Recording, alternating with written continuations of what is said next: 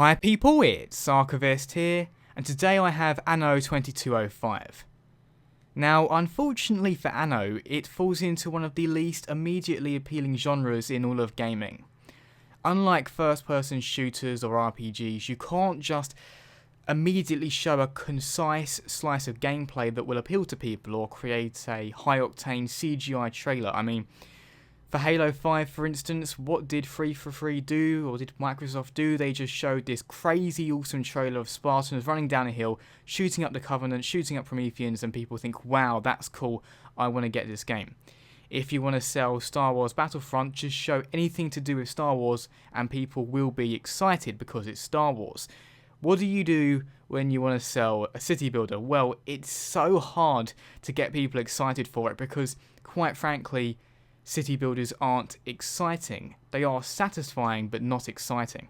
And therefore, it's a hugely underappreciated genre because people just aren't really drawn to it and therefore just don't get involved and never really spend the time that is necessary to appreciate these games. And so for that reason, I've decided to cover Anno instead of Fallout 4.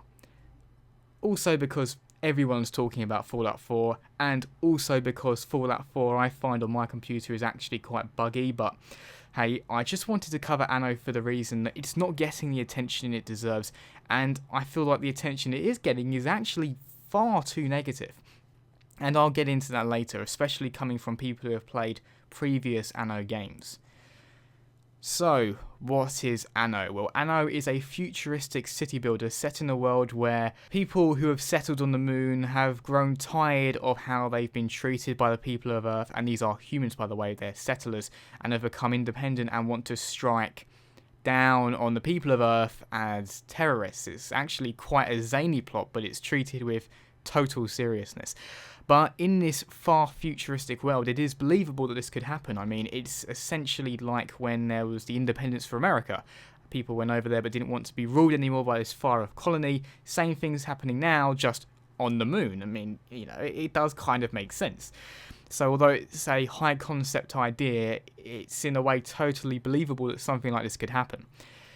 And with that setup, it's also got elements of an RTS game to it because you get these combat sections. Now, these combat sections are far from deep in Anno. They are actually quite simplistic and very arcadey, where you take a series of ships into a instanced battle. They're not like battling within your city map area, they're off on their own.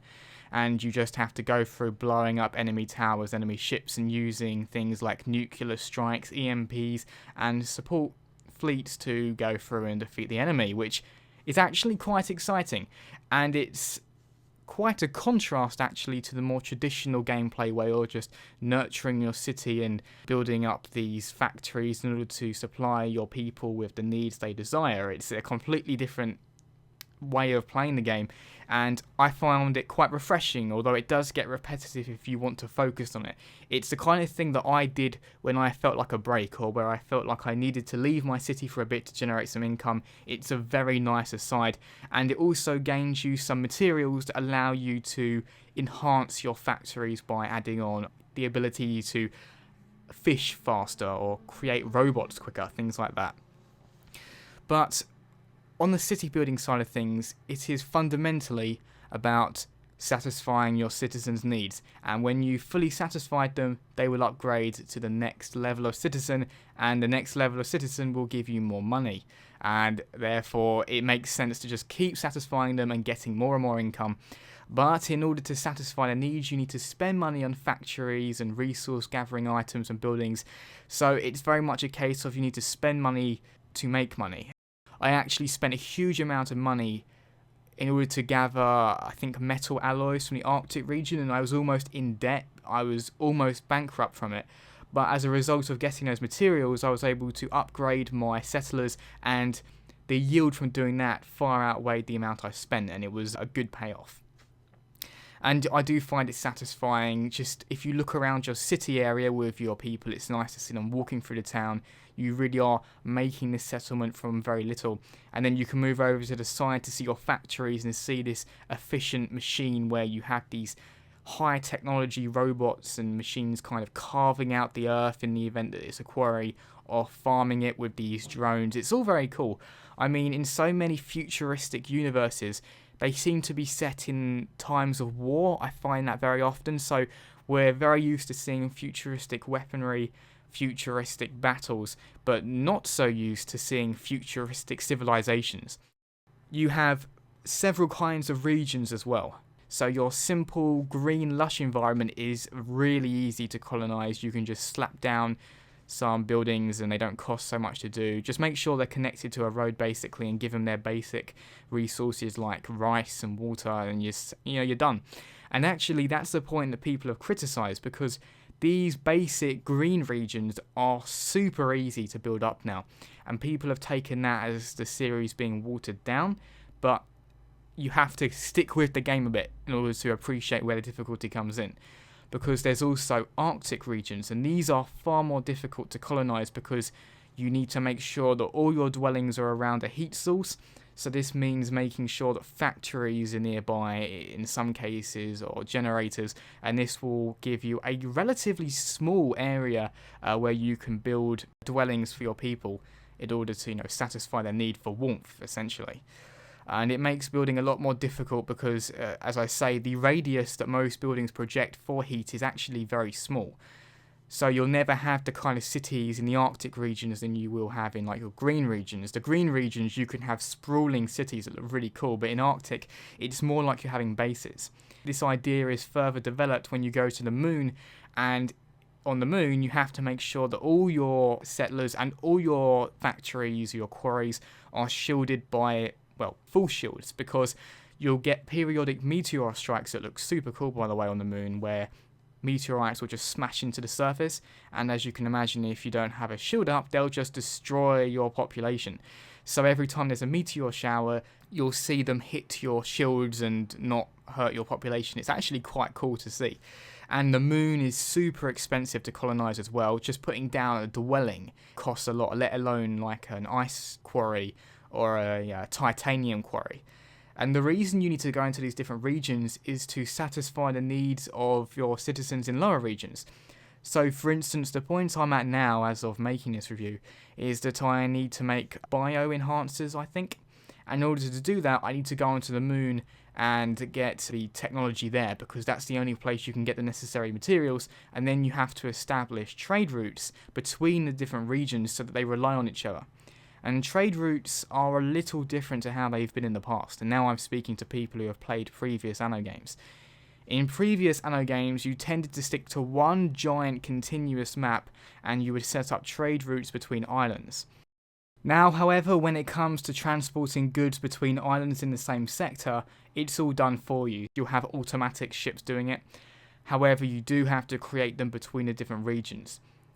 So, at first I was actually quite worried about that, because that was a nice intricate part of this series, establishing the trade routes, but it just means it's on a grander scale now, that's all. And I think I do have to address the greatest criticism that's being made of this game, that it's been simplified effectively, but I do feel that it's just been put on a grander scale. So the smaller things, yes, they've been simplified. You don't have to gather as many resources to build a simple home, but the bigger picture requires more attention, so it could have been so easily overwhelming if you had to consider the small details from the previous games as well as the larger details that have been created in the new one.